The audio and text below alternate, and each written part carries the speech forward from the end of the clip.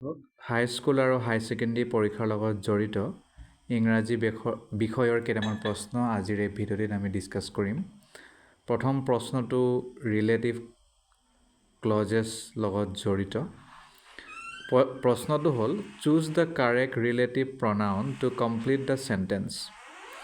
The book dash I borrowed from the library was very interesting. শুদ্ধ উত্তৰ কি হ'ব? অপশ্যনছ আছে which, who, where, when. The book dash I borrowed from the library was very interesting. কি হ'ব? Choose কৰক। শুদ্ধ উত্তৰ মই কৈছোঁ, সেয়া হ'ব which. নেক্সট which কেলে হ'ব? কাৰণ whichটো ৰিলেটিভ প্ৰনাউন হয় আৰু এইটো কিতাপৰ কথা কৈছে, সেইকাৰণে which.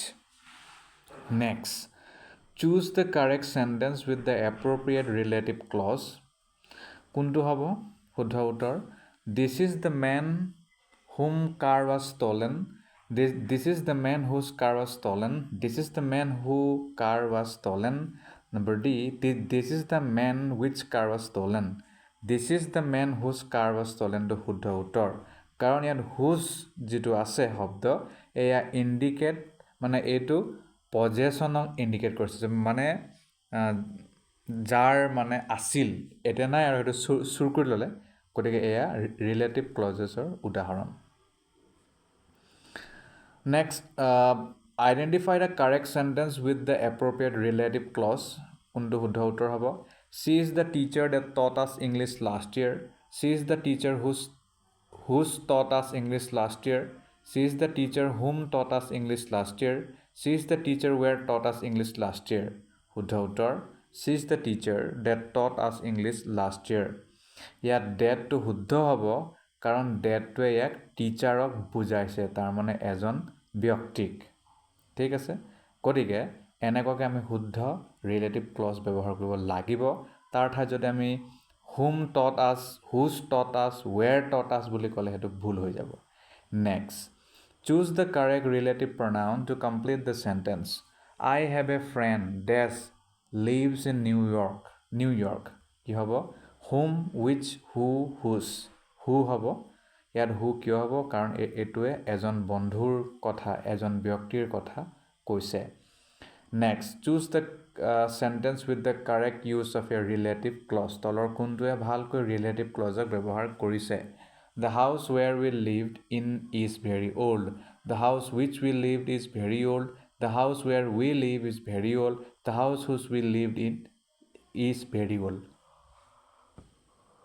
শুদ্ধ উত্তৰ the house where we live is very old.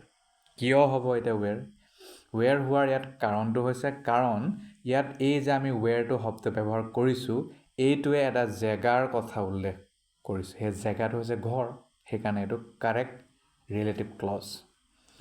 Next choose the correct relative pronoun to complete the sentence. শুদ্ধ উত্তৰ কি হ'ব? This is the laptop dash I use for work every day. Who হ'বনে, that হ'বনে, হুজ হ'বনে, when হ'ব? শুদ্ধ উত্তৰটো হ'ব ডেট, কাৰণ ডেটটোৱে ইয়াত লেপটপক বুজাইছে। Next choose the correct relative pronoun to complete the sentence. The women dash car broke down is ৱেইটিং ফৰ হেল্প। কি হ'ব?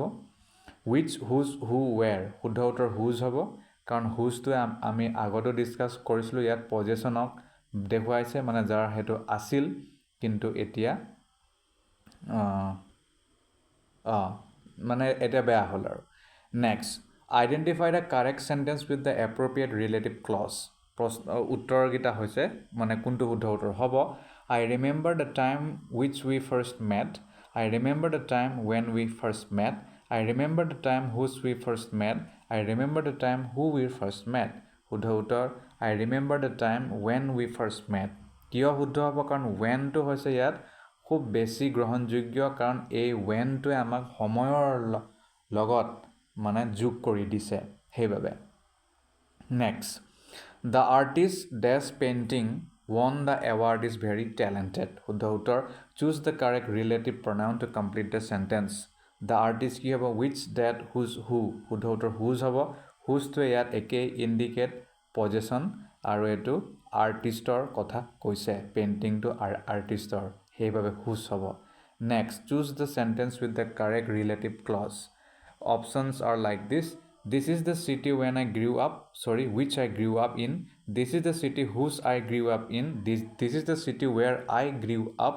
This is the city who I grew up. শুদ্ধ উত্তৰ, this is the city where I grew up. ইয়াত where কিয় হ'ব? where হোৱাৰ মুখ্য কাৰণটো হৈছে where টো ইয়াত ক'ত, এইটো হৈছে চহৰত, সেইটো বুজাইছে. Next, choose the correct relative pronoun to complete the sentence. The movie dash we watched last night was thrilling. Where, which, whose, when. শুদ্ধ উত্তৰ which হ'ব. which কিয় হ'ব? কাৰণ which টোৱে ইয়াত এটা বস্তু দেখুৱাইছে, সেয়া হৈছে movie. Next, identify the correct sentence with the appropriate relative. Options are like this. The scientist that discovery changed the world is famous. The scientist whose discovery changed the world is famous. The scientist which did discovery changed the world is famous. The scientist whom discovery changed the world is famous. শুদ্ধ উত্তৰ, the scientist whose discovery changed the world is famous. whose to ইয়াত একেই in a possessionক indicate কৰিছে আৰু the discovery belongs to the scientist মানে সেইটো. Next, choose the correct relative pronoun to complete the sentence. আৰু ইয়াত আমি বিশেষকৈ আজি relative clause আৰু pronounৰ বিষয়ে ডিছকাছ কৰিম. I will never forget that day dash I graduated. Which I graduated, whose, that, when. শুদ্ধ উত্তৰটো when হ'ব, আমি সকলোৱে জানো, কাৰণ when টো সেই দিনৰ কথা কৈছে. Next, choose the correct relative pronoun to complete the sentence. The people that live next door are very friendly. Who live next door, whose live next door, that which. শুদ্ধ উত্তৰ who হ'ব, কাৰণ whoটো ইয়াত মানুহ বা ব্যক্তিৰ সমষ্টিক বুজাইছে. Next, choose the sentence with the correct use of a relative clause. ইয়াত clauseটো আহিব, কোনটো শুদ্ধ উত্তৰ হ'ব? I found the keys that were lost. I found the keys whom were lost. I found the keys whose were lost. I found the keys where were lost. শুদ্ধ উত্তৰ হ'ব I found the keys that were lost. that কিয় হ'ব? কাৰণ thatটো ইয়াত সেই কিৰ কথা কৈছে, চাবিগিটাৰ কথা কৈছে, এটা বস্তুৰ কথা কৈছে, সেইকাৰণে that হ'ব. যদি আমি ইয়াত whom বুলি কওঁ সেইটো নিমিলিব, সেইটো নক'ব যিটো that কয়, বা where বা whose. Next, sentence transformationৰ কেইটামান প্ৰশ্ন কৰিম. Rewrite the following sentence in passive voice. Passive voiceত এই চেণ্টেন্সটো লিখিব গ'লে তলৰ কোনটো শুদ্ধ হ'ব? Someone has stolen my bike. কি হ'ব?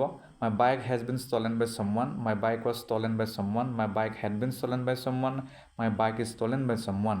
শুদ্ধ উত্তৰ my bike has been stolen by someone. কিয় হ'ব এইটো আপোনালোকে জানে আৰু সেইটো মই নকওঁ. Next আহিল inversion.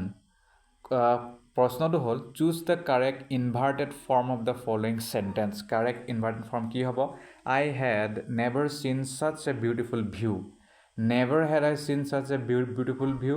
Never I had seen such a beautiful view. Had I never seen such a beautiful view. Such a beautiful view had never I seen. শুদ্ধ উত্তৰ never had I seen such a beautiful view. কেতিয়াও মই তেনে ধুনীয়া মানে view দেখা নাই. Next, sentence transformation. Rewrite the following sentence in reported speech. Reported speech to nibo lage. She said, I will help you tomorrow. Ki hobo? She said that she would help me tomorrow. She said that she will help me the next day. She said that she will help me the next day. She said that she will help me the next day. Uddha uttar. She said that she would help me the next day. Next, choose the correct inversion of the following sentence. If I had known, I would have come earlier. কি হ'ব? Had I known, I would have come earlier. If had I known, I would have come earlier. Had known I would have come earlier. Known had I would have come earlier. শুদ্ধ উত্তৰ had I known, মই যদি জনা হ'লে I would have come earlier. Next, choose the correct sentence that uses so ... that. So that ব্যৱহাৰ কৰি চেণ্টেন্সটো transform কৰিব লাগে. The movie was very boring. I fell asleep. কি হ'ব? The movie was so boring that I fell asleep. Ne, so boring was the movie that I fell asleep. The movie was too boring that I fell asleep. I fell asleep as the movie was boring.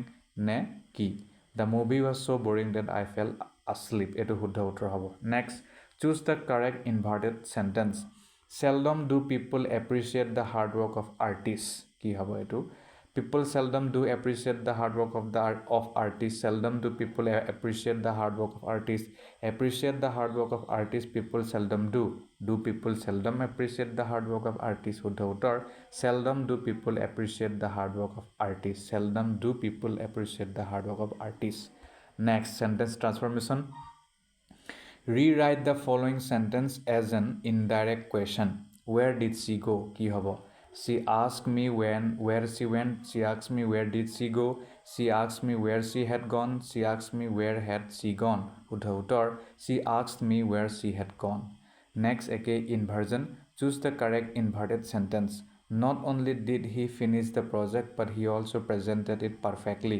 Not only he finished the project, but he also presented it perfectly. Not only did he finish the project, but he also presented it perfectly.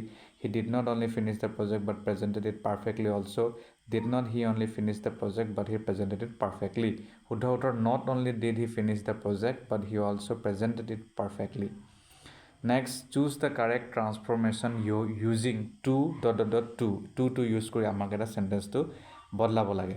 The box is very heavy, I can't lift it. The box is too heavy for me to lift. The box is too heavy that I can't lift it. The box is so heavy to lift it. The box is very heavy, so I can't lift it. The box is too heavy for me to lift it. Next question, choose the correct inverted form of the sentence. Rarely have I seen such dedication in a student. কি হ'ব? Rarely I have seen such dedication in a student. Rarely have I seen such dedication in a student. I have rarely seen dedication such in a student. Rarely dedication in a student have I seen. শুদ্ধ উত্তৰ Rarely have I seen such dedication in a student. গতিকে আমি ইয়াতেই আজিৰ বাবে ৰাখিছোঁ. Next ভিডিঅ'ত পুনৰ লগ পাম. ধন্যবাদ.